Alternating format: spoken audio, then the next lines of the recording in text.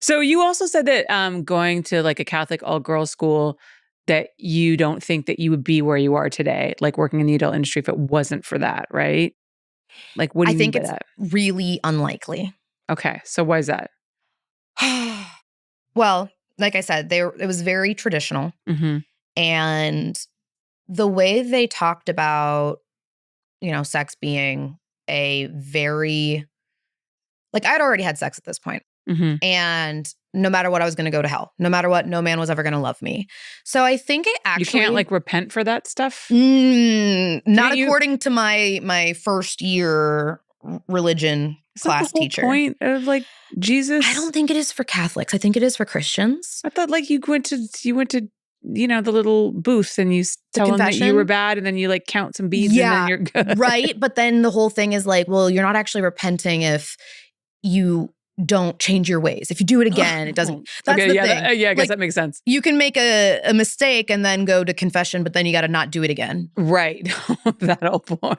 That whole like you actually have to mean it. Yeah. Yeah. Shucks. So actually, I remember it was probably, I don't know, maybe 2 years ago where I had this like big realization. So that class where that teacher made me feel like, oh, no man's ever going to love me because I'm a slut. Mm-hmm. It really sunk into my subconscious brain. Mm-hmm. So I'd already decided, well, this guy's telling me I'm worthless and this is like the whole outlook of the school. So like I must be worthless and there's just something I'm not like getting about it. Mm-hmm. It didn't feel right, but our brains, the more times you hear something that's repeated, we start to believe it. That's why if there's a song, like a popular song, this is just a tidbit for anybody listening. Is it a Taylor Swift song? It could be any song that you're like, ugh, I hate that song.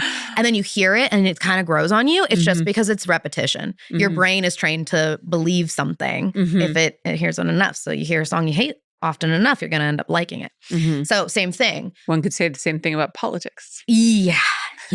Yep. Because I had this belief, I think what ended up happening when I was thinking about starting porn was, oh, well,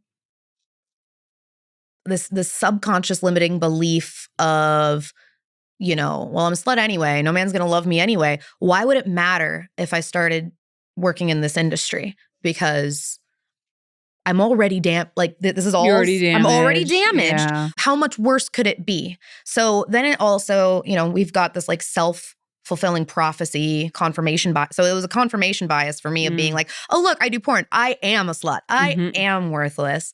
And just it really reinforced some of my like negative self-beliefs for a really long time. Mm-hmm. And now I'm working on all those things.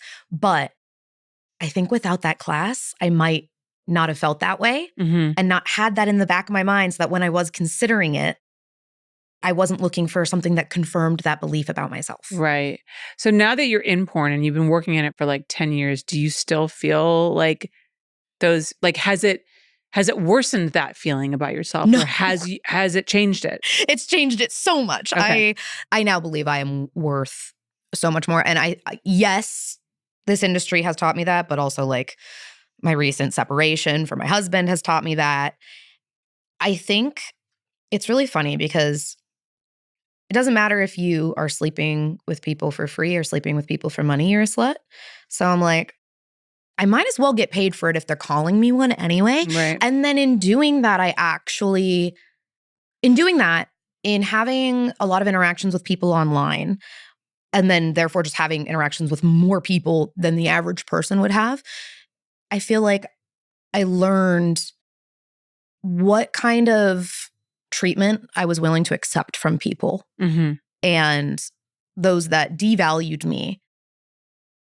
Like I don't know, I didn't have a very thick skin when I got in, but it helped me gain that thick skin. And as I gained a thicker skin, it was easier to go, no, actually, they're wrong. Like, they don't know me. They're projecting whatever misogynistic beliefs they have about women and women who do this job onto me. This isn't actually about me.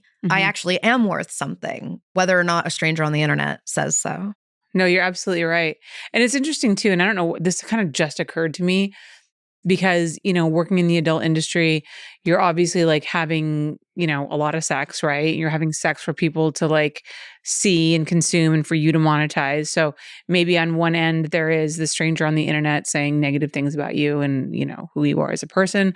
But there's also like this wonderful community that is the adult industry where you're also like surrounded by people who are doing the same thing as you and who love and embrace you and celebrate you Yeah. for being that person. Because I was thinking about like when you're just going out there and being a slut just to be a slut, like I was in college, there wasn't like A support group. a support group. Yeah. Exactly. It's like porn. It's a support group for sluts. Literally, yes. And I've always said that. I was like, actually, because people are like, oh, how do you feel about working in the porn? I'm like, I love it. It's the best thing I've ever done for myself. I've never met a group of more accepting and tolerant people where I actually feel safe being myself.